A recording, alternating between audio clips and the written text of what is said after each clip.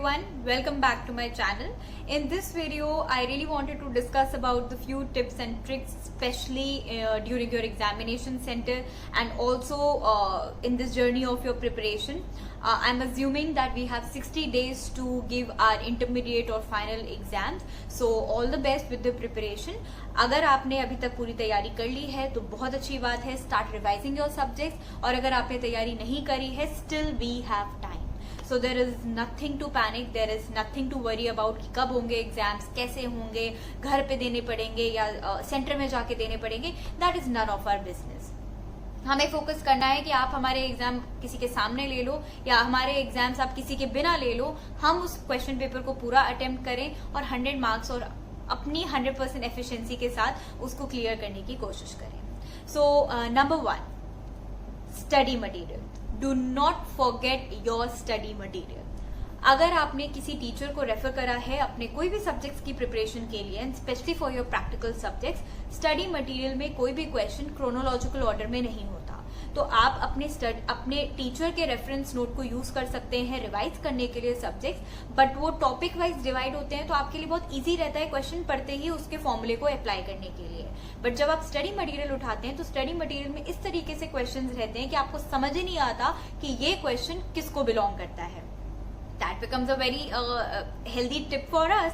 आप उसके study material को यूज करिए, आपको तभी पता चल जाएगा कि आप किस तरीके के फॉर्मूलेज में अटक रहे हैं, कौन से कॉन्सेप्ट को आपको रिवाइज करने की जरूरत है. Moving ahead to the theory subjects. Theory based subjects के लिए जैसे हमारा लॉ हो गया, हमारे लिए कॉस्ट ऑडिट हो गया, जस्ट एग्जाम्पल्स, इसमें आप लोग वो क्वेश्चंस को पहले अटेम्प्ट करिए जिसके आंसर्स आपको 100% अच्छे तरीके से पता है. अगर लॉ है तो आप उसके प्रोविजन को कोट कर सकते हैं, और अगर कॉस्ट ऑडिट है तो आप उसके स्टैंडर्ड को यूज करते हुए लिख सकते हैं. सो अगर आपको थ्योरी सब्जेक्ट्स बहुत अच्छे से पता है, सारी चीजें आप रिकॉल कर पा रहे हैं, do not forget to highlight your answers.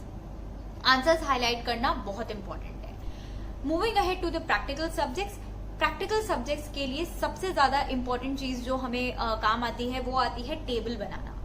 Pencil से टेबल बनाइए, पेन से अपने आंसर को लिखिए, लेकिन पेन से ही टेबल मत बनाइए. उससे ये होता है कि जब आप शीट को पलटते हैं तो पीछे भी उस पेन का इम्प्रिंट आ जाता है, जिसके चक्कर में जब आप आंसर लिख रहे होते हैं तो वो बहुत अनटाइडी दिखता है. इट्स बेटर कि आप पेंसिल से लाइन बना के अपने पेन से उसके आंसर को लिखें. इससे ये भी होता है कि अगर आपको टेबल एक्सटेंड हो गया है तो आप रबर के थ्रू उसको रब भी कर सकते हैं, बट पेन एक बार एक्सटेंड हो गया या आपको एकदम से नया बॉक्स बनाना पड़ जाएगा तो आपके लिए बहुत अनटाइडी हो जाता है. तो हम अभी इस 2 महीने की प्रैक्टिस को ऐसे करेंगे कि we are use to with the pencil and pen combination, and हम उसको बहुत अच्छे तरीके से यूज कर सकते हैं. Moving ahead with another important thing is new question with new page. अगर आपके question paper is divided into 5 questions और 7 क्वेश्चंस एज द केस में बी, आप उन क्वेश्चंस को हर एक क्वेश्चन को एक नए पेज से शुरू करेंगे. अगर एक क्वेश्चन के 3 सब पार्ट हैं, क्वेश्चन 1 हैज 3 सब पार्ट, तो आप हर एक सब पार्ट को भी एक नए पेज से शुरू करेंगे if the sub part is of 5 marks and more. अगर एक सब पार्ट 2 मार्क्स का है तो आपको कोई जरूरत नहीं है नया पेज लगाने के लिए, because you have to save paper also. तो आप उसी पेज में सारे सब पार्ट्स को कवर करेंगे. बट अगर 5 और मोर मार्क्स से का क्वेश्चन होगा तो आप हर एक क्वेश्चन को नए पेज से स्टार्ट करेंगे. This is a very good practice. इससे एग्जामिनर को ये भी पता रहता है कि आपने कितने क्वेश्चंस करे हैं. हर एक क्वेश्चन के लिए एक नया पेज रहता है, तो इससे मार्क्स गिविंग उनके लिए बहुत इजी हो जाता है. तो आप खुद सोचो, अगर एग्जामिनर कंडे मूड में बैठा है और आपने उसको इतना साफ आंसर शीट दे दिया, वो वैसे ही इंप्रेस होकर आपका बहुत अच्छे से पेपर चेक करेगा और आपके मार्क्स तो ऐसे ही आ जाएंगे. So I am just saying like that. But anyway, आपको हर एक क्वेश्चन नए पेज से स्टार्ट करना है. Then for the upcoming 60 days our plan should be in a way कि अगर आप दोनों ग्रुप साथ में दे रहे हैं तो आपके पास अभी भी पर सब्जेक्ट 5 days हैं. आप आज के दिन को अगर एक्सक्लूड करते हैं तो भी हमारे पास पर डे पर सब्जेक्ट 5 days है. इन 5 डेज में आई एम श्योर अगर आपने दोनों ग्रुप्स देने का ठाना है तो अभी तक आपका 90% ऑफ द सिलेबस कंप्लीट भी हो चुका होगा। सो उस सिलेबस को आप इस तरीके से अब डिवाइड करिए कि जो आपका सब्जेक्ट सबसे लास्ट में एग्जामिनेशन के लिए स्केड्यूल्ड है उसको आप सबसे पहले करते चलिए, सो दैट आप जैसे जैसे एग्जाम के पास आते जाएंगे नियर सब्जेक्ट्स को आप ज्यादा रिविजन से होल्ड कर पाएंगे एंड आपके एग्जामिनेशन में उतना ही इजी रहेगा उनको लिखना। सो आप उस तरीके से इसे स्ट्रैटेजाइज करिए कि अगर सिंगल ग्रुप है तो 15 डेज पर सब्जेक्ट, बोथ ग्रुप्स है सो 5 डेज पर सब्जेक्ट। तो सिंगल ग्रुप वालों आप लोगों ने तो अगर अभी शुरू भी नहीं करा है तो ये 15 दिन बहुत होते हैं किसी सब्जेक्ट को रिवाइज करना, कंप्लीट करना, उसके proper and moment revisionary notes banana.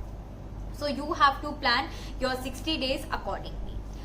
Also MTPs, RTPs, workbook previous 3 years के और I should say previous 3 attempts के तो आपको जरूर करने हैं विदाउट फेल।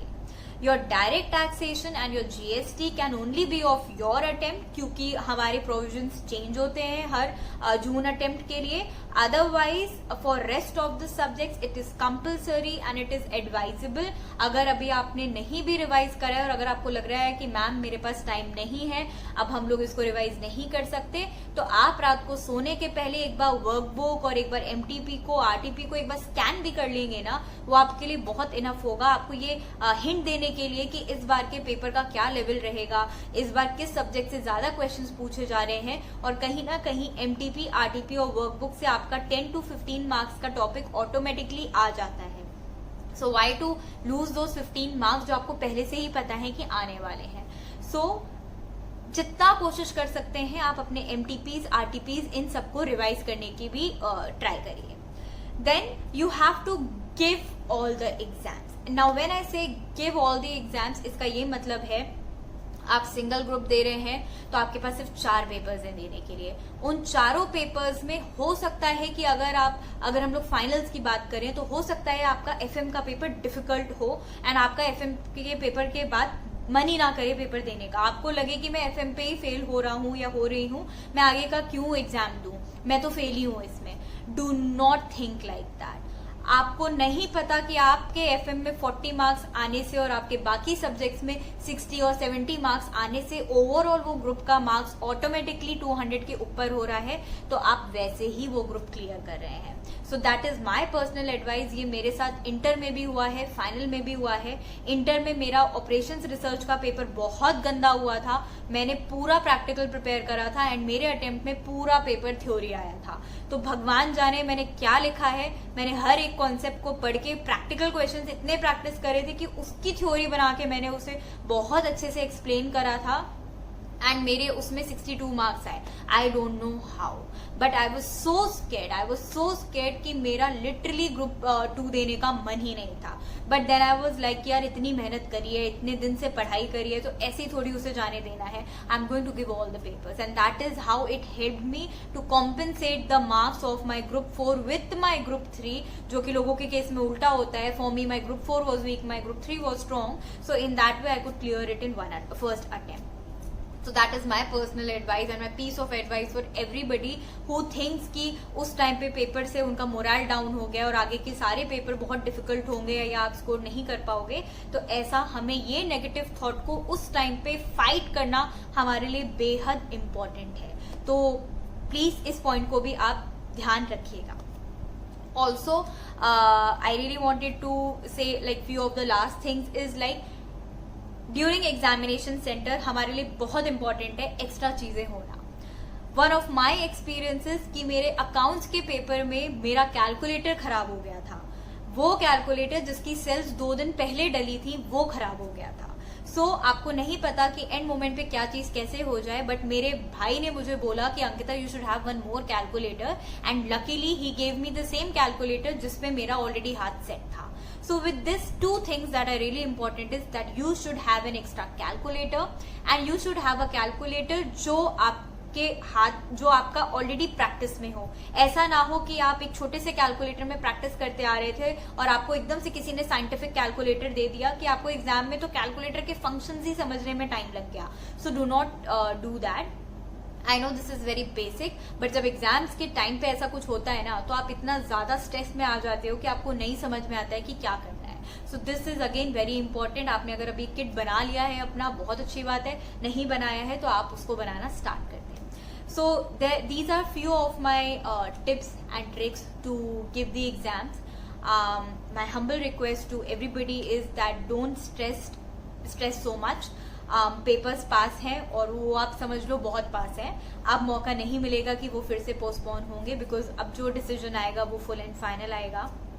सो आप लोगों को अपने इस करंट टाइम पीरियड को बेस्ट वे में यूटिलाइज करना है. So I'll be coming up with more videos like that. जब आपके एग्जाम धीरे धीरे पास आएंगे, I'll be putting more revisionary videos of various subjects also, which will be helpful for you to revise the things in your last moment. And अगर आपको उसको examination time पे भी रेफर करेंगे 5-5 मिनट के लिए या 10 मिनट के लिए भी, so it is going to give you a quite cover up of all the basic concepts. So do subscribe my channel and do comment for any query that you think that I really need to answer. And also if you're looking for something and आपको नहीं समझ में आ रहा है on the YouTube or Google, you can just mention that thing in the comment and I might come up with a video to solve your queries. So do subscribe my channel and all the best for your preparations and rock it this time. Thank you.